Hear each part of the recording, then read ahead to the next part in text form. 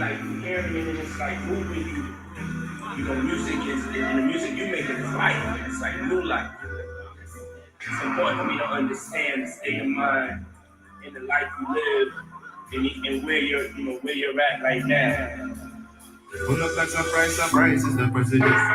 Can't you see that I'm in my element? I might just decide to slide on my limits. I go along on a glide for the hell of it. I bring a different vibe when I'm stepping in. If a nigga ain't right, I'm correcting it. Everybody know for sure I'm taking it. So close it is and dot your eyes when you're messaging. I never subscribe to guys on the internet. Living for the clout, telling lies, say the press again. But I don't take me for the fool, I ain't never been. Don't bother with lies, I'm wise when I'm checking them. I'm redirecting them back to the sentiment. Then you go see reality, go start arresting them. Be like say them no hear when I was telling them. But life real, I ain't never like the rest of them. Yes, we are blessed, but it's harder to see sometimes. Trying to find my peace of mind. You said, how could you be so blind, baby? You just follow your dreams and then live your life. I give you something to believe in. I'ma be the reason it's all please, so you won't leave. Real life is still living, but the price you been giving is not cheap. So please stay, we'll share the whole fee, yeah. Real life is still living, you just life that you live in peace.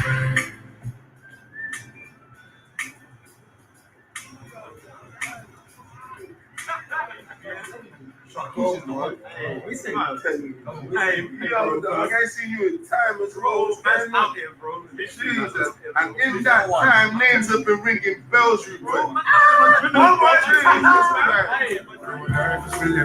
I don't understand them guys that will try now. They wanna never hear my story, make you find out. I know say nobody is an island. But if them want fuck it on yash, make you no lie down. Then I make you eat, but the weed on the move, I know they like that. Somebody want to wear the shoe and those eyes. We don't get Destiny's Child, the survivor. We don't know be China. I'm your up in the dark. And nothing I ever said, I've been a lie. You tell me see me look up in the sky. I can see the daylight in the night. When you see a soldier smile, it's a good sign. That's the way it is in the south side. I'm not gonna let you slide, no, not this time. But now I'm trying to rap up a good time. Good time. You motherfucker. You say it. You pussy. Come here. I know.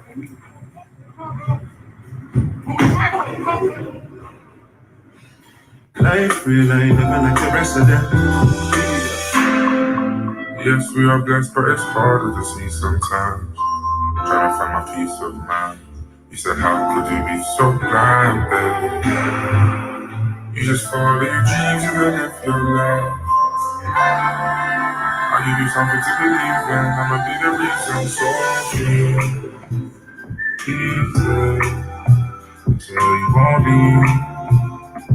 Real life is still living, but the price you been giving is not cheap. So please stay, share the whole fee, yeah.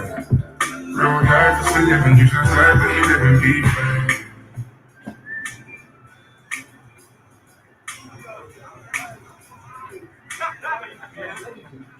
My enemies, I go along on a glide for the hell of it. I bring a different vibe when I'm stepping in. If a nigga ain't right, I'm correcting it. Everybody know for sure I'm gonna take it there. So close it is and dot your eyes when you're messaging. I never subscribe to guys on the internet. Living for the clout, telling lies to the press again. But I don't take me for the fool, I ain't never been. Don't bother with lies, I'm wise when I'm checking them. I'm redirecting them back to the sentiment. Then you go see reality, go start arresting them. Be like say them no hear when I was telling them. But life real, I ain't never like the rest of them. Yes, we are blessed, but it's harder to see sometimes. Trying to find my peace of mind. You said, how could you be so blind, baby? You just follow your dreams and then live your life. I give you something to believe in. I'ma be the reason, so please stay. So you won't leave. Real life is still living, but the price you been giving is not cheap. So please stay, we'll share the whole fee, yeah. Real life is still living. living, you just life, but you living peace.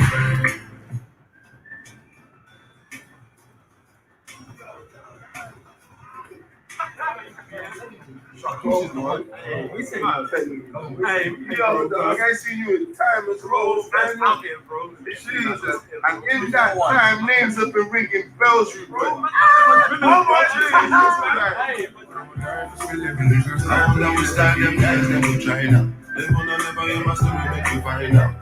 I know say nobody is an island. But if them want fuck you on your street, you don't lie down. Them don't make you feel you can realize but if you don't even have to be like some people will make you shoot with his eyes if you don't see these jobs of heaven, we know be Johnny. I'm not in the light. Nothing I ever said, I'm in the light.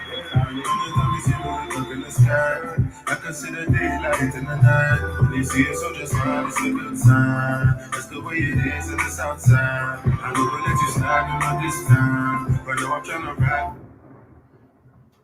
Peace and love, wonderful Blackwood Fire family. Welcome to the 54 Correspondence Show. On the Blackwood Fire, we get to discuss what's happening from around the African continent.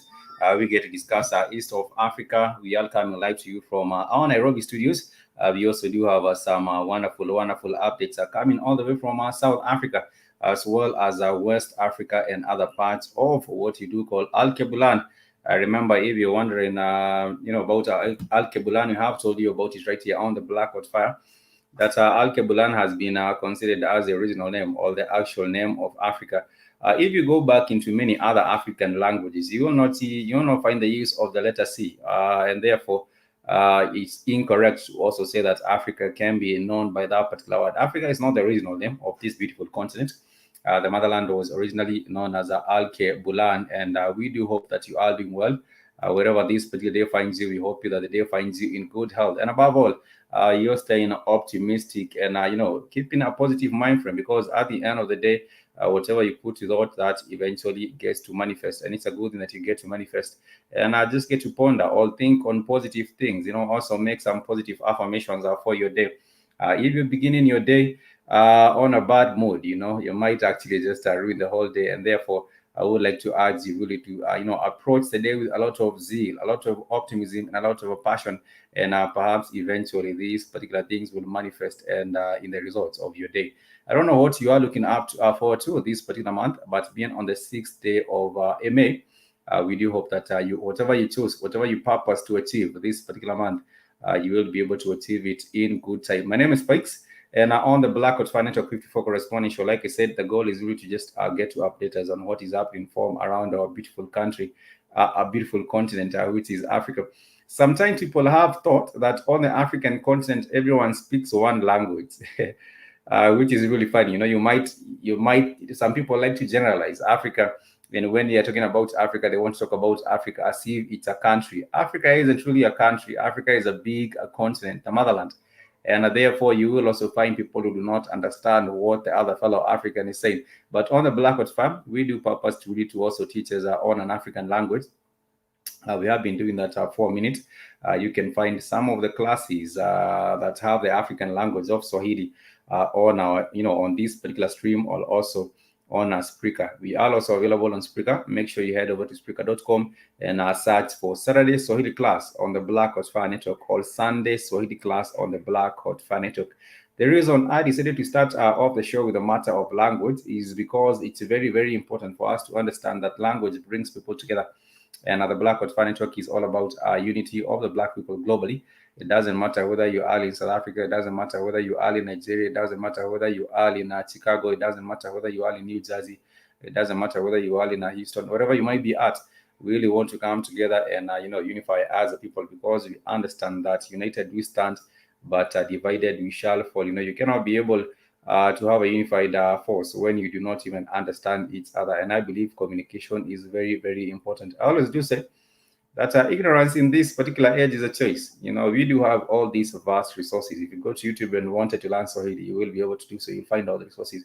If you wanted to know how to do this and that and went to YouTube or went to other different platforms, you will be able to do it. But nonetheless, I also want to urge us to head over the network website. It's www.blackwoodfirenetwork.com. And once you are on the website, please make sure to create your own personal profile on the website. It's very, very easy to do so. You can do it on the show page, or you can also do it on the top right, which is the login tab.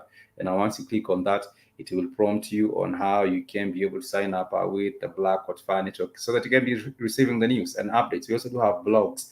We also do have some podcasts on that, and I would also recommend you to go ahead and subscribe to that so that you can be able to be updated on the latest news and updates on the Black Fire Network. And I would also recommend you to go ahead and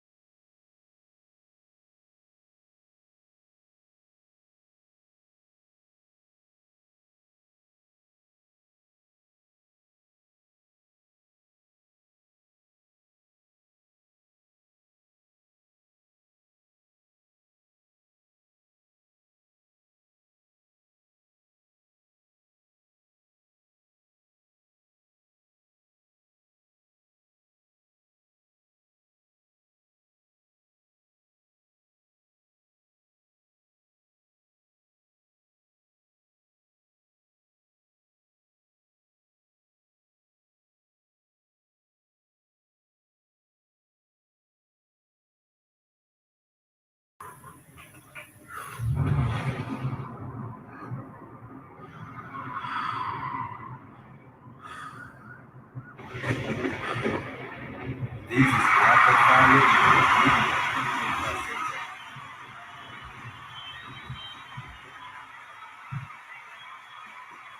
Peace and love, family. Apologies. We are back. We did have a bit of a hit right there, but nonetheless, I want to welcome you back to the Fit for Correspondence show on the Blackwood Fan Network. My name is Pikes, and on this wonderful Thursday, we get to carry on with the same tradition of getting to discuss what has been happening across the beautiful continent of Africa. I was saying that information is very, very critical. You know, if you look at countries that have been able to consolidate information, of course, put it in the education system and be able, to inculcate the same in their own people, they have been able to move forward. But on the African continent, it seems like, for a minute, we have not been able to do so because we did get to adopt the curriculums of other different countries. And at the end of the day, we are not able to do for our own. But nonetheless, I want to take a sharper comparison between, for example, an African nation like Kenya and Japan. You do find that in Kenya, we have not been very, very much up to par in terms of following, with innovation and keeping up with trends or even inspiring our own trends in innovation. What has been happening is that we have been, lagging behind. And I do believe that has to do with the lack of a proper investment in research and development on the side of the government and also on the side of the private sector. How is the day coming along? Please do let me know where you are actually tuning from. Today we shall be talking about the matter of the royal family of South Africa. As it is, the morning has been going on for a minute, and today the Queen was being laid to rest. I will share with us a video of what has been happening with the situation right there and the morning process as visitors and guests just coming to give their final, the final visit and our final respects.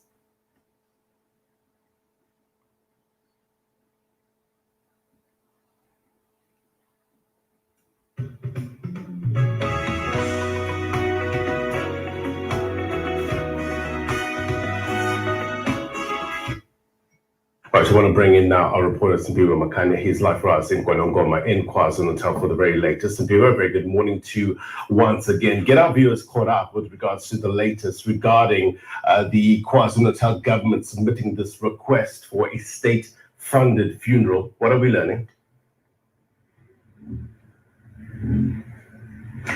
Well, that's precisely the point, Blaine. The KwaZulu provincial government of KwaZulu-Natal, led by Premier Sihle Zikalala, has now officially written to the presidency requesting President Cyril Ramaphosa to grant Regent Mantfombi Dlamini Zulu as an official funeral. But in terms of the categories, Blaine, it's not clear in terms of the request that was submitted, but there is an expectation that the president will then be in a position to make that announcement sometime during the course of the day or even tomorrow, because the current situation is that the body of the Queen is still in Johannesburg after she departed there. The situation where we are playing relatively quiet.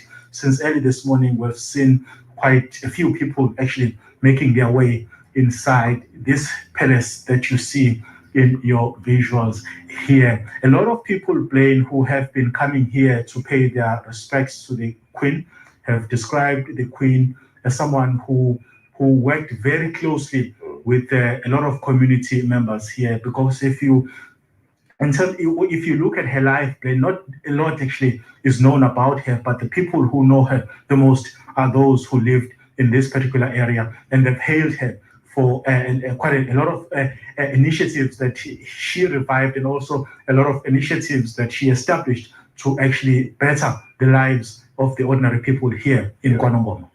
It is no doubt an extraordinary and painful times for the Zulu Royal family. Talk to us about the kind of support that they are getting currently.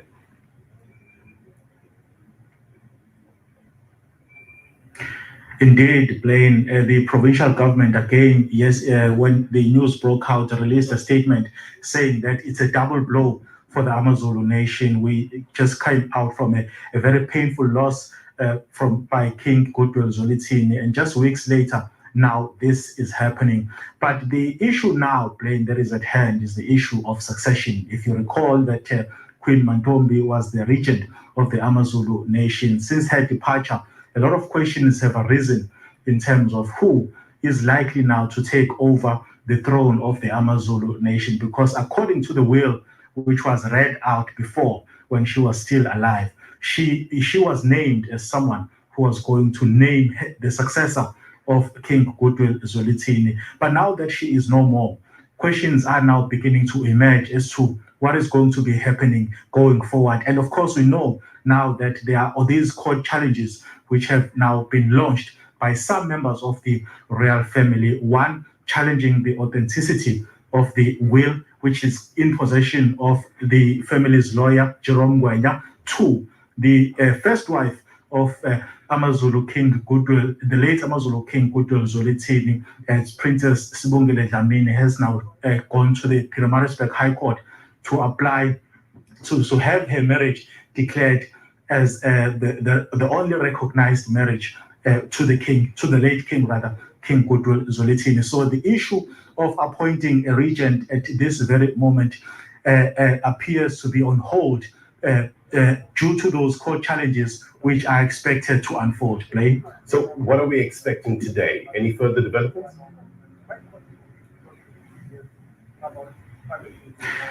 Today, we expect monarchs to continue make their way inside the palace, as it has been the case since the news broke out.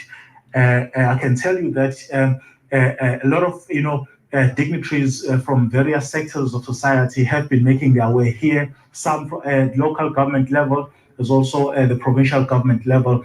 But what we are expecting again, Blaine, is the meeting, crucial meeting, which is expected to take place by members of the royal family, which is going to give an indication of what is going to be happening in terms of the funeral arrangements. Because as it stands now, there is no confirmation of a funeral date, because that crucial meeting by members of the royal family has not taken place. We are also... And of course, that was a little bit on the background to this particular story. And of course, what is happening with the people of South Africa? They are mourning the loss of their queen and their king. The queen was Goodwill, who actually Zwelithini, who actually passed on, I believe that was about a month ago. Of course, if you remember correctly, I did share with us a little bit of the funeral and how the funeral was being conducted. The funeral of the queen is happening today, and I will be sharing also a little bit on what did happen with the funeral of the king of the Zulu people. And the Zulu people, of course, if you might know that the Zulu people also happen to be the biggest community in South Africa.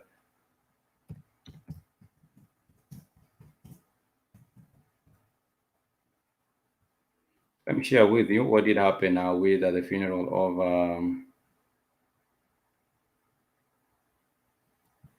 the king.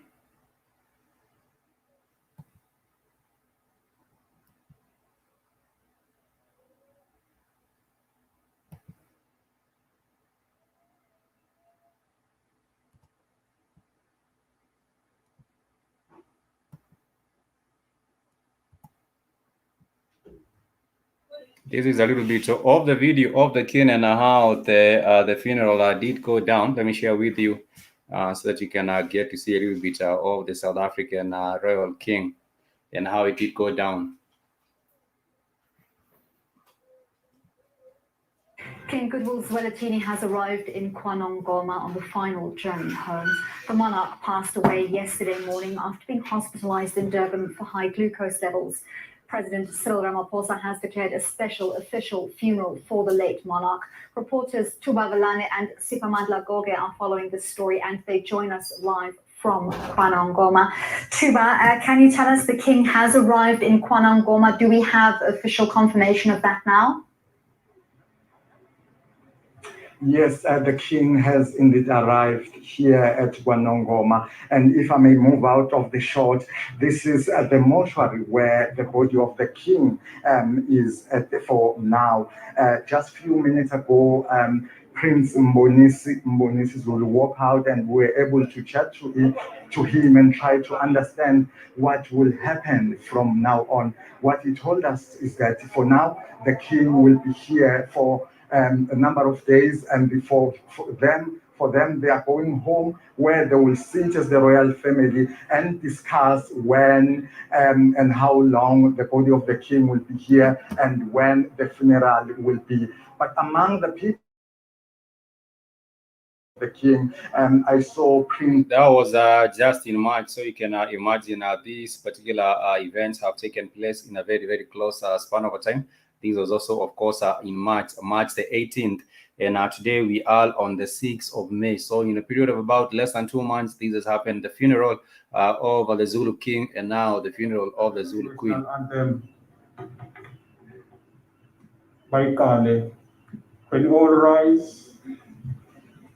This is a queen right here, and she didn't seem as if she was doing bad. You know, she seemed, this was in March, she seemed really okay. And nobody talks. Umukupula national anthem. Nobody.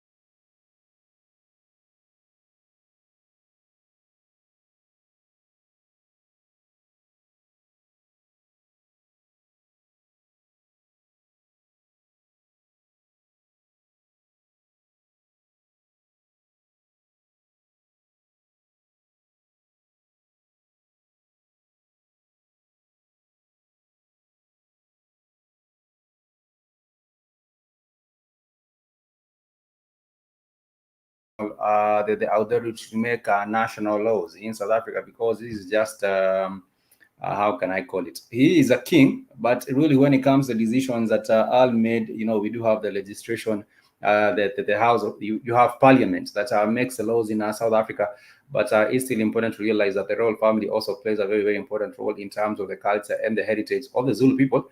But right now, as it is, we are hearing about a situation where the matters of succession come into play, and there is a succession struggle going on, because some of the family members are claiming, you know, they are claiming that the will, the signature on the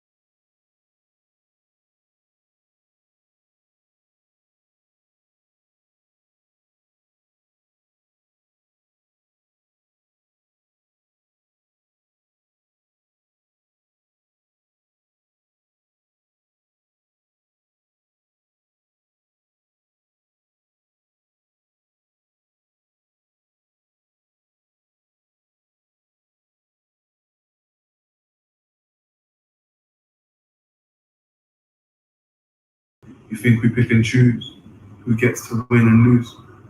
You think we don't sometimes?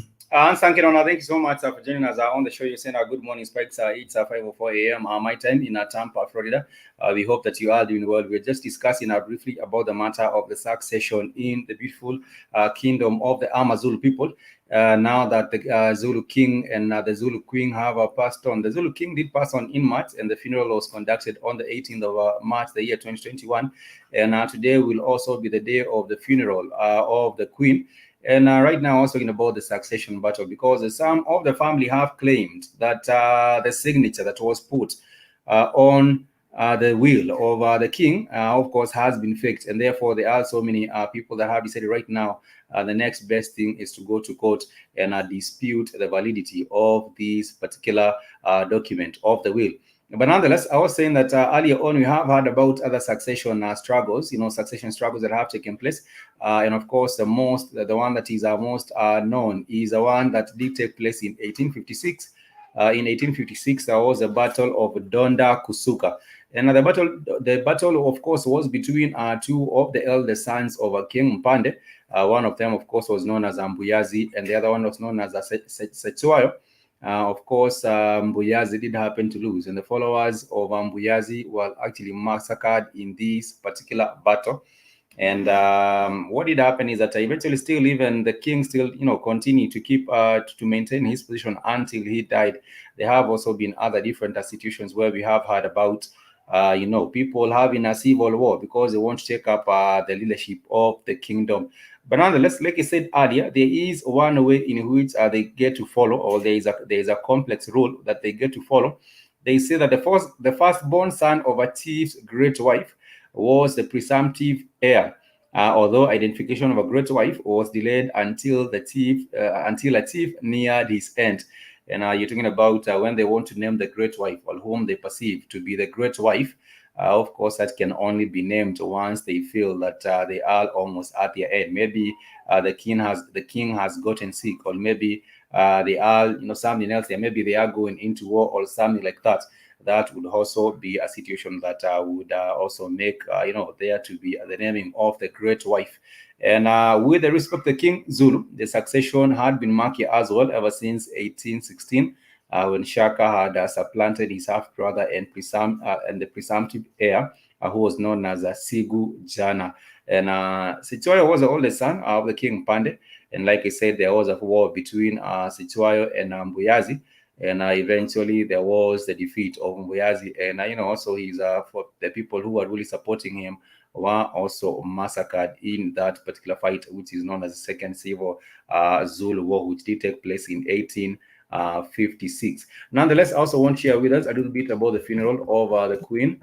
And of course, this is a queen, the queen of the Zulu queen. Let me share with us this real quick, and then we shall proceed with more matters right here.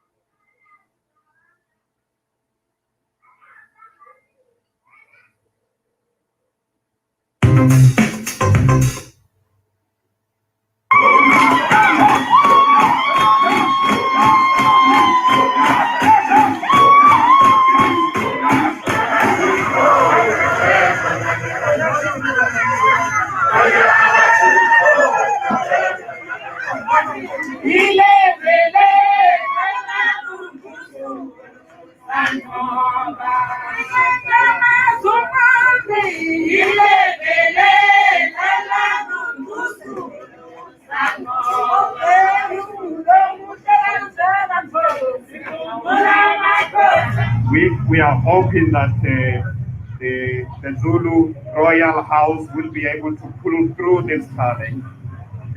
We are hoping because it has played a very important role in inspiring other kingdoms in the Republic and other kingdoms in our continent about the resilience of those institutions that played a critical role in what we are today.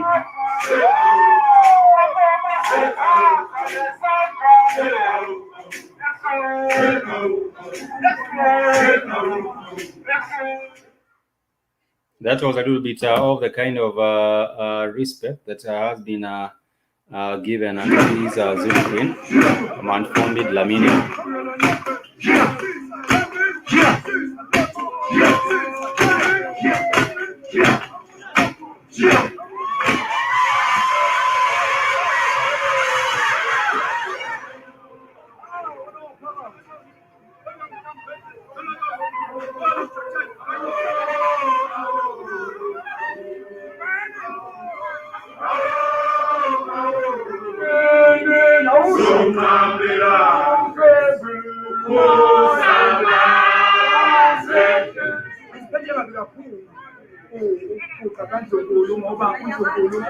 nguye obesehlezi esihlalweni manje njengesizwe nanjengey'nduna zamakhosi esizwe sikaZulu siphatheke kabi kakhulu ngoba For one thing, these are the people in mourning and wish that they still had the same fighting spirit that they did have in the 1800s and also the 1700s, because they were really the warriors. But right now, you can see them holding their spears, holding their shields. But I think the warrior spirit has been lost in the Zulu, with the Zulu nation. But the Amazulu people, of course, they have been mourning the loss of the Queen Manfombi Dlamini, and she did pass on recently, just barely about a month after the death of the king.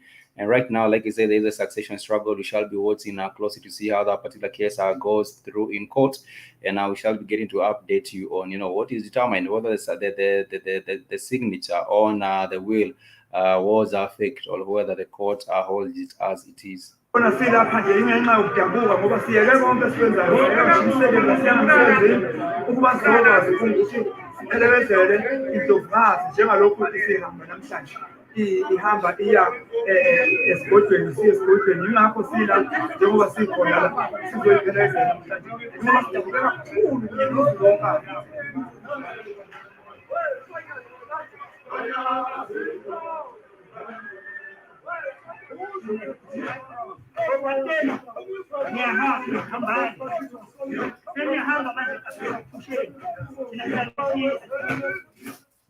And of course, that is a little bit of what is happening. That was the farewell of the Queen herself.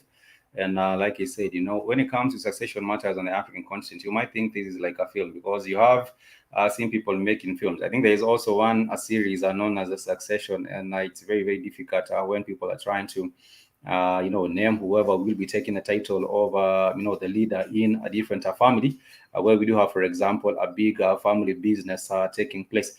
But nonetheless, I want to thank everyone who has joined us on the show for today.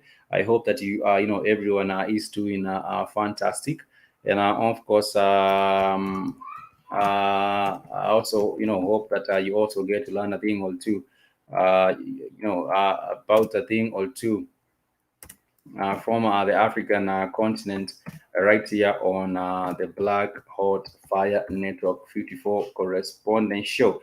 Nonetheless, I also want to go on to another different matter.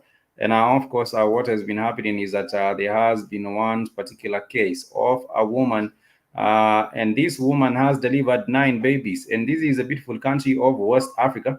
But the woman did go to Morocco. In Morocco, that is where the birth did take place, or the delivery did take place. But many people are skeptical. The most I have had is a woman giving birth to quadruplets, 4 babies. But when you're talking about 9 babies, it's really a miracle, all a work of nature. Because if you look at it, 9 months and getting to carry 9 babies by one woman, it's really like a lot of work. Imagine that even having perhaps 1 baby seems to take a toll on many women. How about now carrying 9 babies? And these, of course, was by the one woman from South Africa. She's a 25-year-old Malian woman who has given birth to 9 babies, 2 more than doctors had detected during her scans. I don't know how the scans were conducted, but the scans had said that she would perhaps have 7 babies. And she said, I am very happy. Her husband told the BBC, the husband said he was very happy. My wife and the babies, 5 girls and 4 boys, are doing well. Yes, they are doing okay. 5 boys and 4, that's even close like a whole football team. That's a whole lot of people. And 2 sets of nonuplets. I've never heard about nonuplets before. Now I'm hearing about nonuplets with this particular woman. The 2 sets of nonuplets have previously been recorded. One born to a woman in Australia in 1971 and another woman in Malaysia in 1999. But none of the babies survived more than a few days. We are hoping these babies are by the woman are from Mali, West Africa, will get survived, because they are saying in some other different cases, the children have not really survived. Maybe because, I don't know, it's difficult. But Mali women was expecting 7 babies, but she did deliver 9 babies. It appeared to be the first time on record that a woman has given birth to 9 surviving babies at once. This is the first time it's actually happening. And of course, the delivery was done according to Mali's Minister of Health and the Moroccan clinic where the nonuplets were born. It appeared to be the first time on a record that a woman had given birth to 9 surviving babies at once, 5 girls and 4 boys, and their mother are all doing well, according to the health minister in this particular country. The mother, her name is Halima Sisa, gave birth to the babies by a cesarean section, of course. A section on a Tuesday in Morocco after being sent there for special care. Mali's top health official did get to announce. The Associated Press, of course, reported some of the babies wiggling their hands and their feet inside the incubators Wednesday in the private in Borja clinic in Casablanca. Medical staff check the status regularly in their neonatal ward wallpapered with cartoon characters. Sister had been expecting 7 babies. Malian doctors under government order sent her to Morocco for the births because hospitals in Mali, one of the world's poorest countries, are ill-equipped to provide adequate care for this exceptional multiple pregnancy. And it's a shame. Sometimes you do find that in most African countries, talk about Mali, talk about Togo, talk about, other different countries that are very, very close in West Africa, not just in West Africa, even in East Africa, you will find hospitals that are very, very much ill-equipped, not well-equipped to handle situations such as this. And therefore, I think it was a good thing that the government decided, they couldn't handle it. Let them just send her over to Morocco. And I also believe even when she was traveling from Mali to Morocco, it's quite a distance. It's not really close. It's not really close from Morocco, from Mali to Morocco. I'm just trying to check on the map and see. No, it's not that far. You just get to Algeria, then you will get to Morocco. But nonetheless, it's also good thing to note that the health of the babies is okay, and also the health of these particular women, they are saying is also okay. Nonetheless, this is a 54 corresponding show on the Black Hot Fire Network. I hope that you are doing fantastic on yet another wonderful Thursday. On the 54 corresponding show, we get to discuss about some of the matters that are taking place in the beautiful continent of Africa. I was telling you earlier that the continent's original name was Al-Kebulan. But, these days, if you ask anyone if they can give you the direction or, where you can find Al-Kebulan, not many people on the streets have an idea of the original name of Africa. I think it has changed a couple of times. I maybe believe even before that there was a different one. But for the sake of a little bit of history from Kemet, the days of ancient Kemet, where we did have a Kemet actually being a big kingdom. That is one of the names that was used for Africa, which is Al-Kebulan, really for the continent of Africa. Nonetheless, we also do have some other different updates from the continent of Africa. And what is happening is that this particular year, we shall also be seeing many countries going into the elections. So far, we have seen, some of the nations are being involved with elections. For example, Somalia, there was supposed to be Somalia, but there was some challenges with that particular. There was also the postponement of the election in Ethiopia. And it was supposed to have taken place last year. And this was one of the issues that did bring about the Tigrayan conflict, because for Tigray decided that they want to go ahead with the elections, regardless of whether there was a COVID-19 or not. But the federal government in Ethiopia, they themselves decided that, the elections have to be postponed, even in the regions. And therefore, because of this kind of a disagreement, the Tigrayan people decided, we shall still continue the elections, and we want new leaders because the time is already done. And the government in the national government, through the legislative organ, which is the national parliament, they decided to go and decide to postpone until the matters of the COVID pandemic have been addressed. not many people were happy with that particular move in Addis Ababa. And like I said, the Tigray people decided, no, we will not follow the federal government. We just want to do our own elections on our region. We can wait for the government elections next month for the federal elections. But for the regional elections, we have been doing them our own way in this particular region, and we shall continue. And there have been the cases of displacement, internal displacement because of the Tigrayan conflict, the Ethiopia-Tigray conflict. Tigray is one of the regions, one of the biggest regions, but there are so many different communities in Ethiopia. There are about 81 ethnic groups in Ethiopia. That is nothing big compared to Nigeria. Nigeria has about 200 different communities, whereas Kenya has 47. But when you go to Ethiopia, you'll find 81, and most of the communities have felt neglected because the Oromo have been, at the helm of power for a very, very long time, and they feel that the other communities are not well represented, and therefore that is why you do find some of the times having so many internal conflicts taking place in Ethiopia. But there has been a call for, there has been a humanitarian call for the government to also address the matter of the settlement of the people, or helping families get reconnected. Because in some places, in some areas, the areas closer to Eritrea, others area closer to Sudan, there have been people moving from Ethiopia and going and settling into Eritrea, others going and settling into Sudan. Sudan has been welcoming, it has been helping a little bit, but what is being said is that there will be a humanitarian, crisis in that particular area, because many people have been killed by the forces fighting the Tigray forces. The TPLF are fighting the Tigray People Liberation Front, or the TPLF. It has been put in a fight against the federal government soldiers, and therefore there have been casualties at the end of the day. Some of these who do involve civilians. And what you get to realize is that, when there is a big battle like this, the people who do not even have a side, that they are supporting other people who do find themselves, in the heat of the matter. But right now, there has been the government is saying that in 6 months, there will be at least the making of or the finding of a solution for this particular conflict. And I want to share briefly on what has been happening real quick right here on the 54 Correspondence Show, as we talk about the conflict with the Tigray and the Ethiopian, the TPLF and the Ethiopian government in the Horn of Africa. Grammarly does more than catch errors. With Grammarly, you can find really good.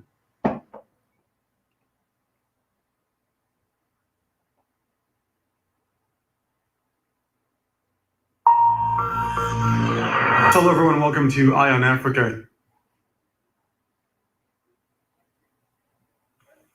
Samarit Wolegirma remembers the evening when she used to prepare coffees for her family in her hometown of Adawa in Ethiopia's Tigray region.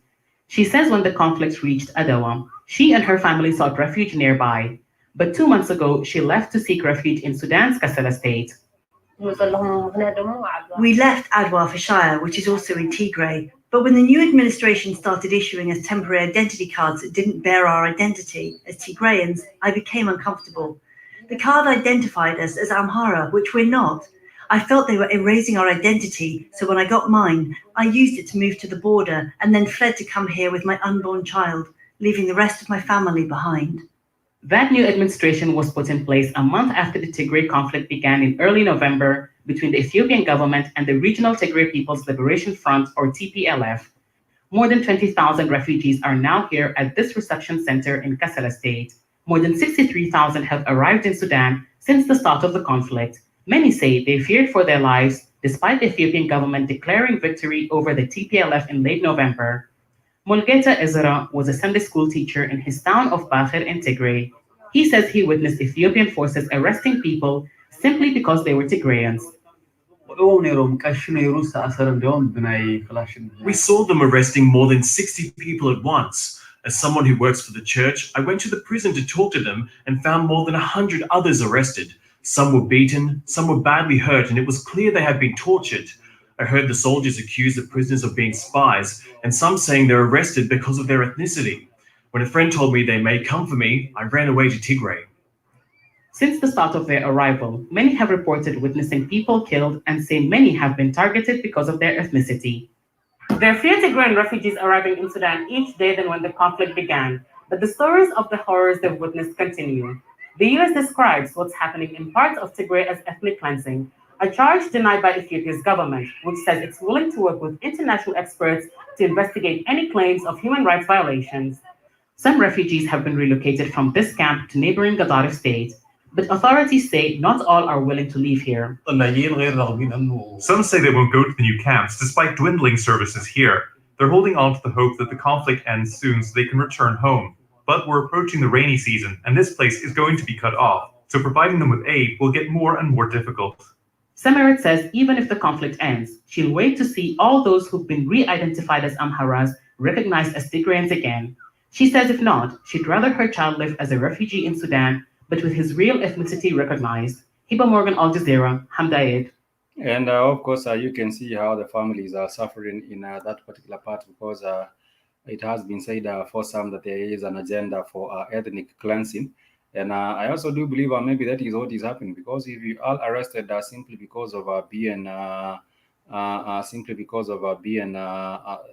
particular kind of a particular kind of a community, then it means that your safety is not really guaranteed in any kind of a way.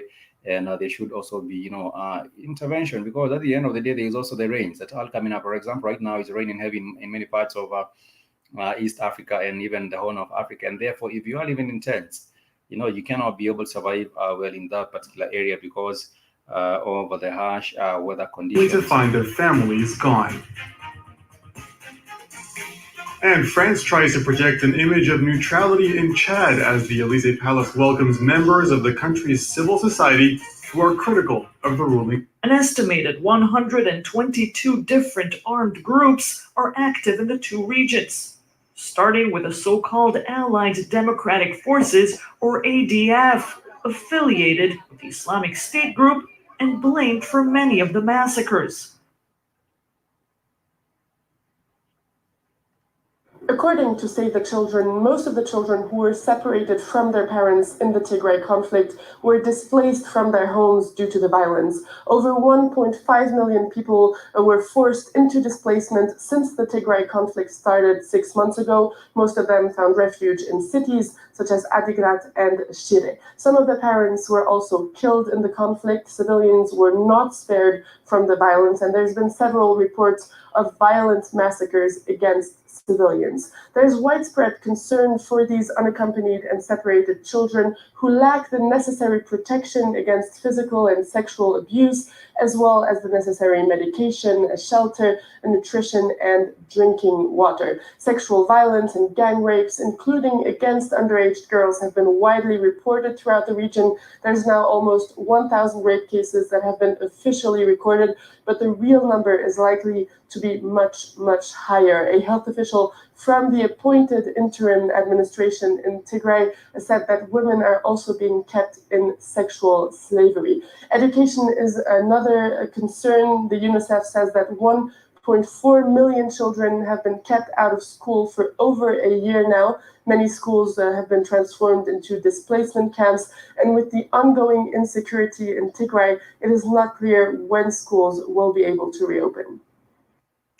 The European Union is ditching plans to send observers to Ethiopia for next month's parliamentary election. In a statement, EU top diplomat Josep Borrell. And of course, that is what has been happening. Like you said, elections are also coming up. They were postponed from last year. And we shall be hoping that maybe after the elections, there will be some sort of a sobriety coming back into this particular country. This is a country, I do believe that, maybe perhaps this conflict that has been labeled as internal might not be that much internal. Maybe that perhaps there are also external players that are putting in pressure on either side of the government or either side of the Tigray, so that they can be all these chaos. And maybe perhaps in the middle of the chaos, some agenda can be driven into this particular country. Nonetheless, this has been a Fit for Correspondence show on the Blackout Finance Talk. I want to thank everyone that has been watching. And I also remember to find us on our Twitter and also on Facebook, Fit for Correspondence, as well as the Blackout Finance Talk. We truly love and appreciate it. If you would like to get a hold of me, you can email me at blackoutfireafrica@gmail.com, and also, make queries or comments, or even ask any kind of a question that you would like to ask. For now, I want to wish you a happy and productive day. And of course, in Swahili, we do say kwaheri. Want to walk in different shoes. You think we don't see more for these gifted youths than pedal back shifts and moves. Or not. Yes, we are blessed, but it's harder to see sometimes. Trying to find my peace of mind. You said, how could you be so blind, babe? You just follow your dreams and doesn't feel like. I'll give you something to believe in. I'ma be the reason. So please, please stay. You say you won't be. Real life is still living, but the price we live is on cheap. So please stay. We share the whole thing, yeah. Thank you to everyone that has been with us. I hope that you catch us on the next episode of the 54 Correspondence Show, and that will be on Tuesday next week. Remember, we do these every Tuesday and Thursday. Till next time, Kwaheri. Real life is still living, you just like that you live in